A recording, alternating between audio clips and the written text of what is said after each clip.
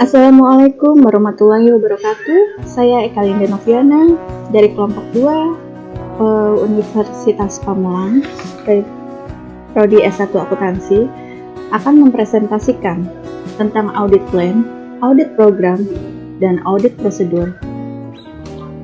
Di sini kita harus mengetahui apa sih audit plan itu. Yang dimaksud audit plan itu sendiri menurut Boynton et al. Tahun 2006-2084 menyatakan bahwa perencanaan audit atau audit plan melibatkan pengembangan suatu strategi menyeluruh untuk pelaksanaan dan penentuan lingkup audit yang diharapkan.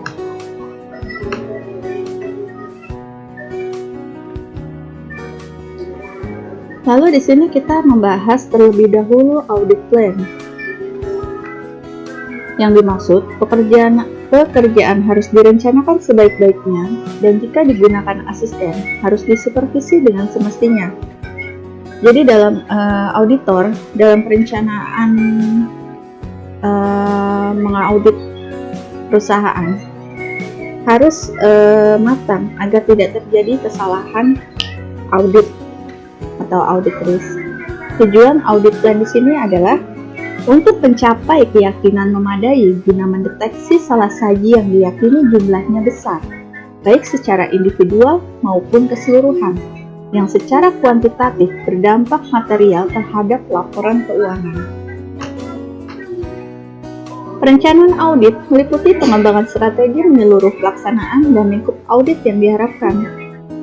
Dalam perencanaan audit, auditor harus mempertimbangkan diantaranya yaitu masalah yang berkaitan dengan bisnis satuan usaha tersebut dan industri di mana satuan usaha tersebut beroperasi di dalamnya. Yang kedua, kebijakan dan prosedur akuntansi satuan usaha. Yang ketiga, metode yang digunakan oleh satuan usaha tersebut dalam mengolah informasi akuntansi yang signifikan, termasuk penggunaan organisasi jasa dari luar untuk mengolah informasi akuntansi pokok perusahaan. Selanjutnya, penetapan tingkat risiko pengendalian yang direncanakan. Yang kelima, pertimbangan awal tentang tingkat materialitas untuk tujuan audit. Lalu, pos laporan keuangan yang mungkin memerlukan penyesuaian atau adjustment. Selanjutnya, kondisi yang mungkin memerlukan perluasan atau pengubahan pengujian audit seperti risiko kekeliruan dan ketidakberesannya material atau adanya transaksi antar pihak-pihak yang mempunyai hubungan istimewa. Dan yang terakhir, saat laporan audit yang diharapkan akan diserahkan kepada pemberi tugas. Sebagai contoh, laporan audit tentang laporan keuangan konsolidasi, laporan khusus untuk menggambarkan kepatuhan klien terhadap kontrak atau perjanjian. Jadi di sini, semua hal tersebut berpengaruh pada auditor dalam perencanaan audit. Selanjutnya kita membahas mengetahui tentang bisnis klien. Di sini fungsinya membantu audit dalam mengidentifikasi bidang yang memerlukan pertimbangan khusus. Yang kedua, menilai kondisi yang di dalamnya data akuntansi yang dihasilkan, diolah, direview, dan dikumpulkan dalam organisasi. Yang ketiga, menilai kewajaran estimasi seperti penilaian atas persediaan, depresiasi, penyisihan piutang ragu-ragu, persentase penyelesaian kontrak jangka panjang. Keempat, menilai kewajaran representasi manajemen. Dan yang terakhir, mempertimbangkan kesesuaian standar akuntansi yang diterapkan dan kecukupan pengungkapannya.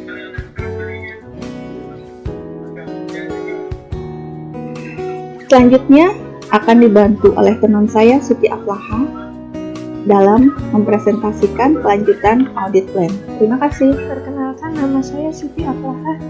Saya akan melanjutkan presentasi mengenai audit plan yang dibawakan oleh teman saya, Eka. Saya akan menjelaskan mengenai isi dari audit plan, mencakup hal-hal mengenai klien.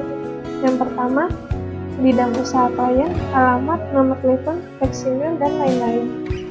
Yang kedua, status hukum perusahaan. berdasarkan fakta pendirian. Yang pertama ada nama pemilik, permodalan, accounting polisi atau kebijakan akuntansi.